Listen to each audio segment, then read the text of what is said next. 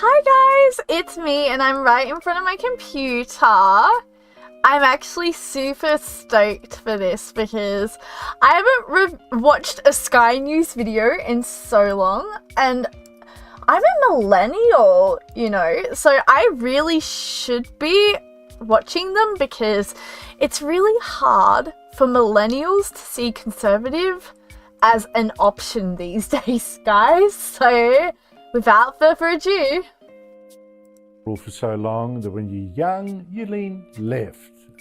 I worked for the Labour Party. And then as you get older and hopefully more experienced, smarter and more sceptical, you lean right, more conservative. But new research from the Australian election study this year says that something has changed, or at least it thinks. I mean, if I'm brutally honest, like, as an elderly woman of the ripe age of 56 years old, I feel that I'm definitely leaning left. I think so.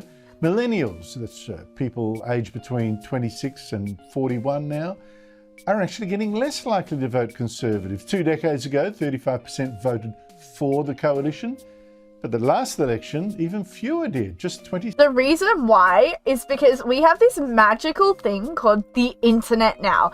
We are able to access information that shows what is actually happening. We can see statistics easily.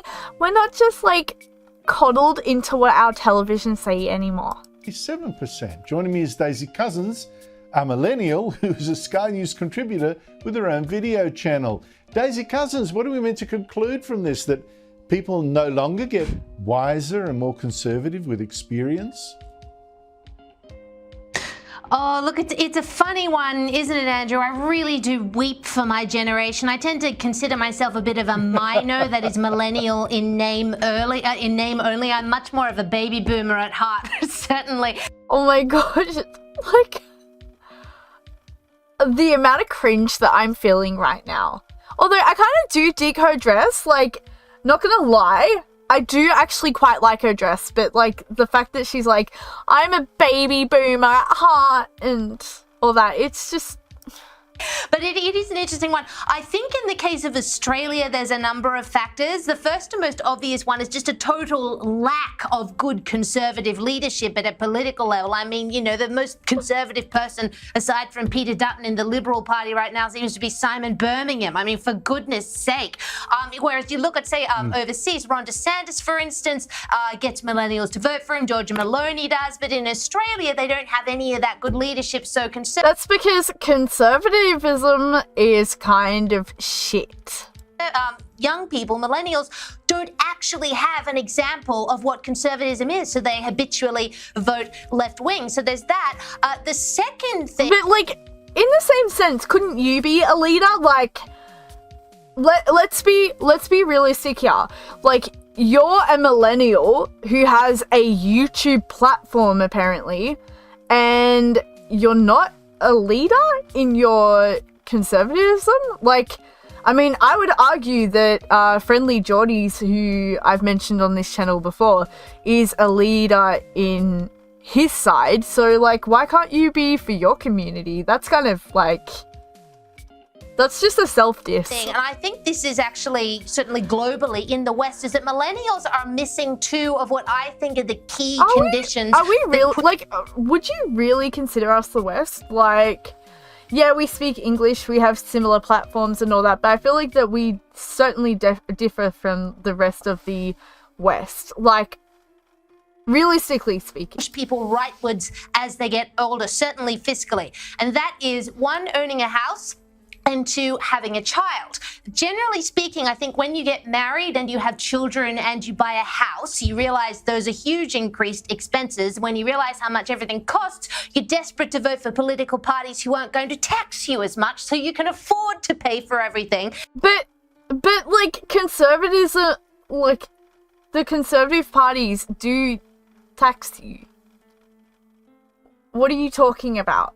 And that moves people rightwards, I think. Millennials are getting married and having children much, much later, like, if at all. I would argue that I would argue that they tax you in an imbalanced way. Like, I feel like that the Labour Party taxes you to the point where it benefits the community, like that money goes back into the community, right? But like the Liberal Party has a history of corruption, and even we've even got like cases where there has been, you know, the whole pork ballot ruling. We've got cases where money has gone into things that the community doesn't support when we needed it in things like bushfires and like actual paramedic kind of situations. It's like emergency forces. That like there's so many times where we've been taxed, and we've been taxed heavily, but the Liberal Party has put that money into things that do not benefit the community as a whole. And in turn, things like medical expenses went up. I mean, I know so many people who have to pay for doctors now, even when they're on Centrelink. So much harder to get into the property market than it was 20 or 30 years ago. So they're also buying houses much later, if at all. We're buying houses much later, and that's not necessarily because of the Liberal Party, Labour Party, I should say. The Liberal Party has caused that. We are living in the consequences of the Liberal Party situation.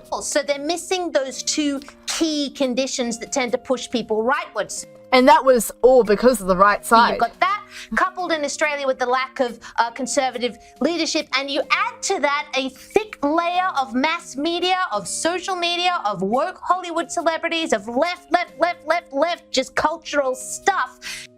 Because the reason why is because that stuff benefits the community as a whole rather than benefiting corporations and the government's pockets. And it is really, really hard, I think, for my generation to actually see conservatism as a viable option, unless you're like, you know, a weirdo like me who was, you know, who was fiscally right-wing from a very young age. So I do weep for my generation. And there was a period of time where, like, if you look back on my channel, I was agreeing with some of the right-wing things out there, but like that's since changed because some of it like has come out as bullshit and double standards, and like realistically, right?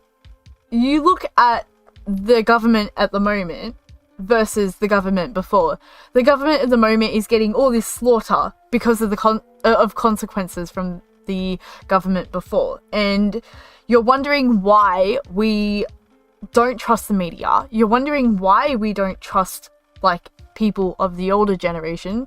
I mean, you've got all this bullshit that we have to deal with, like freaking pollution and all that. Like, you're wondering why millennials don't really care for what you're having to say. Like, I do hope somehow it can be rectified, but I'm really not sure if that is possible. Like, you've literally said nothing. So long that when you're young.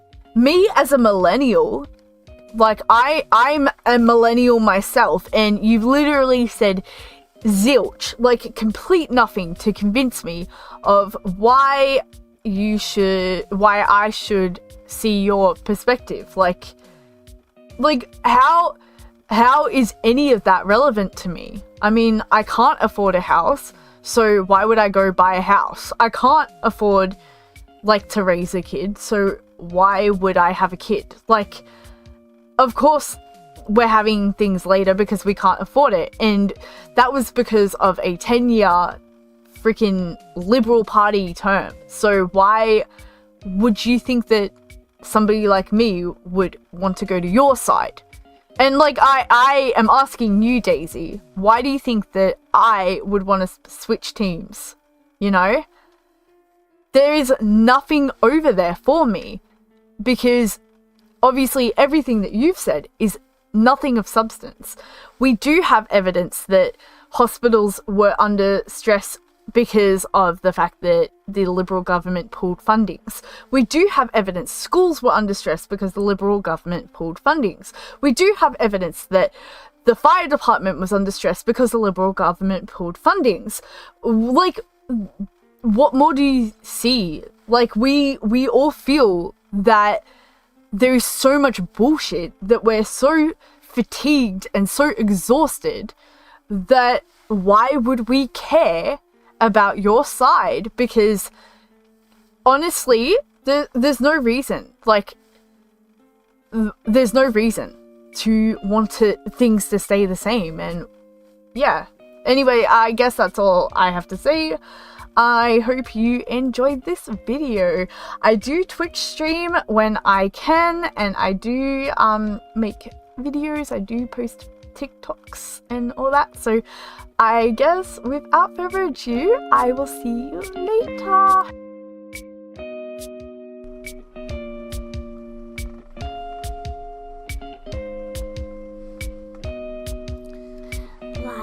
Hit the bell, subscribe, check out my Twitch. You know you want to. Come on guys, do it. I have an Instagram.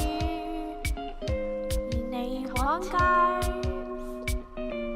Like this video. Show your grandpa, to your friends. Share it to your mother, your sister, your neighbor, your brother. Your neighbor would love to see this video. Maybe come on guys, you can do it.